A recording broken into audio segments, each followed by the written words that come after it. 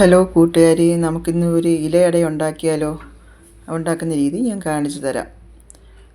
ആദ്യം നമ്മൾ ഈ അരിമാവ് അപ്പത്തിൻ്റെ പൊടിയാണേ. ഇതിൽ കുറച്ച് വെള്ളം ഉപ്പും ചേർത്ത് കുറച്ച് കട്ടിക്കൊന്ന് കലക്കി ഇതുപോലെ ഇലയിലിങ്ങനെ തവി കൊണ്ട് കോരി ഒഴിച്ച് അങ്ങ് പരത്തിയാൽ മതി. അത് ഒലിച്ചൊന്നും പോവില്ല. ഒത്തിരി വെള്ളം കൂട്ടാതിരുന്നാൽ മാത്രം മതി.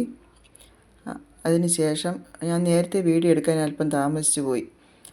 ഞാൻ ശർക്കര ഉരുക്കിയിട്ട് അതിൽ അവിലും തേങ്ങയും ജീരകവും ഏലക്ക പൊടിച്ചതും കൂടെയാണ് വച്ചിരിക്കുന്നത്. അത് ഇതിനകത്തോട്ട് നമ്മൾ കോരി വയ്ക്കുന്നുണ്ട്. അതിന് ശേഷം ഇല മടക്കുന്ന രീതി ഒന്ന് നോക്കിക്കോളണം. ഇങ്ങനെ തന്നെ മടക്കണം, കാരണം ഇല്ലെങ്കിൽ ഇത് ഇല ഒന്ന് ഒഴിച്ചു പോകും.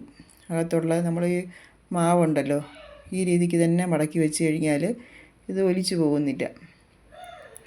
നമ്മൾ ഇഡ്ഡലി പാത്രത്തിൽ കുറച്ച് വെള്ളം വെച്ച് തിളച്ചതിന് ശേഷം അതിലോട്ട് നമ്മൾ ഇതങ്ങ് വെച്ച് കൊടുക്കും. ഒരു 10-15 മിനിറ്റിനുള്ളിൽ ഇത് 10 മിനിറ്റ് കഴിയുമ്പോൾ തന്നെ നല്ല വെന്ത് കിട്ടും. അതിന് ശേഷം ഇത് തുറന്ന് നോക്കുമ്പോൾ കാണാം നമുക്ക് വെന്ത് കഴിഞ്ഞു. ഇത് 4 മണി പലഹാരമായിട്ടൊക്കെ കുട്ടികൾക്കൊക്കെ എല്ലാവർക്കും കൊടുക്കാനും നല്ലതാണ്. ഹെൽത്തി അല്ലേ ഇത്.